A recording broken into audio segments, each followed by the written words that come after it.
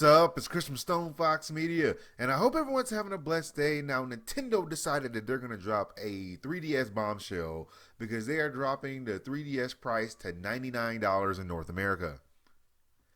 Kind of a big deal at that price. There's pretty much no reason not to buy it except for the fact that the NX is coming out and there's a bunch of other systems coming out. But with the exception of that, and if you already have one, but with the exception of the exception that you have that, yes, this is actually a really awesome price. Now, Nintendo decided that they're going to drop the price in North America to $99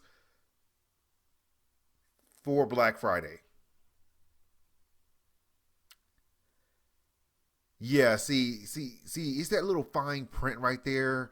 When you look at the Nintendo tweet, yes, it's gonna be a black and a white model with classic Nintendo characters. But then they hit you up with that attention Black Friday shoppers while supplies last. On 11/25, grab a new Nintendo 3DS bundle in black or white for just $99. See, it would have been awesome if they had actually left the price at $99, but they're not going to do that. You silly person. No. See, no. They're just doing that temporarily. So when they say supplies last, like when you try and buy something on Black Friday and then it's like only two of them. It's like we only have two TVs for $89. Yeah, see, we only have two of those. That's what this is. So I would recommend buying it online if possible because this right here kind of made me a little upset. It's kind of false advertising, but not really false because they told you that it's only for Black Friday. Now, moving on from that news, it does look like Gears of War 4 sales are estimated 617,000 units the first week at retail. Now, while that may seem like good news, it's actually quite bad news. It's actually quite putrid compared to the other Gears of Wars. You see, they did sell that many, and you can actually go to VG charts where you can see that they sold 617,107 for the first week globally, ending in October 15th. Now, there is a breakdown of how many they actually sold. I'm not going to go through all that because I don't really like talking about the percentages, but I can tell you this. When you look at the comparison between the other Gears of War in the franchise, with the exception of Gears of War Ultimate Edition, which is 0.28 million, there's pretty much like 28,000 copies. And then you have Gears of War, which no one really heard of. It was just getting started. This one is right behind that. They sold 1,000 more of these. Yeah, basically 1,000 more of these. 0.62 million, 617,000.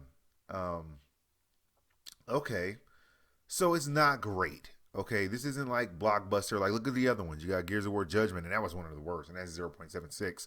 And then you actually have Gears of War 2, and then you have Gears of War 3. So it was moving up, and it just moved back hard. It may be time to let Gears of War go, depending on how many sales they actually get total. It may be time to let it die. I mean, I'm sorry. I mean, give all the respect that you want to give to Naughty Dog, saying, hey, Uncharted is pretty much the end of it. I appreciate that. End it in the right way. Don't keep it going just to keep it going with new people we really don't care about. But yes, I'm going to play this version. Just haven't had time yet finishing Office. Now, in my final bit of gaming news, I do want to bring you guys this gaming news real quick. It does look like Xbox Scorpio will run all Xbox One and UWP PC games at 4K natively. All of them, not some of them. All of them. Now, I was actually very interested in this because this actually came from insider sources from Windows Central, and it did claim the Scorpio will be the center for first party and development for all Microsoft games in Windows 10 PC and Xbox One. But this is where it gets super interesting because developers, they can actually just produce games for the Xbox Scorpio, and then it'll change it to the Xbox One.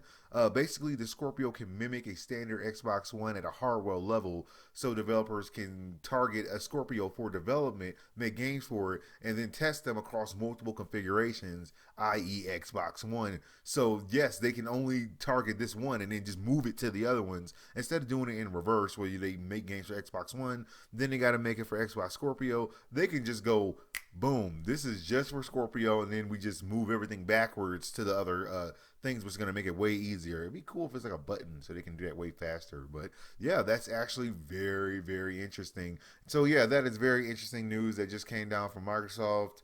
Well, that's all the news I got for you guys right now. Like, subscribe, follow me on Twitch, Twitter, and Facebook so you know as soon as my news becomes available.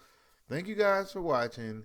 God bless. I hope whoever downloaded that game enjoyed it, and I'll holler at y'all later. Thank you guys for watching my whole entire episode. I really do appreciate it. Hit that like and subscribe button, and after that, go to my StonefoxMedia store. Get cool things like shirts, iPhone cases, you name it. Even got mugs. There's nothing in them.